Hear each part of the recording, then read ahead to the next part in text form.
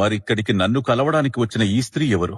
నేను కుంతిని, నీ తల్లిని కన్నా. జాగ్రత్త.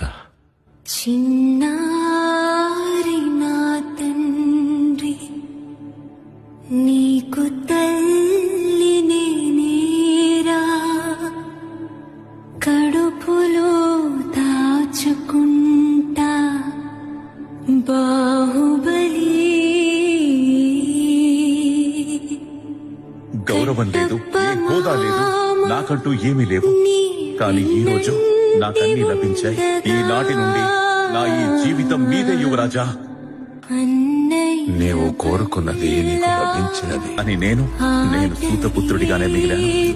నేను నిన్నెప్పుడు సూతపుత్రుడు అని అనలేదు కర్ణ. అమ్మ ఒడిలో ఆదమరచి బంగారు కలల్ని కనరా.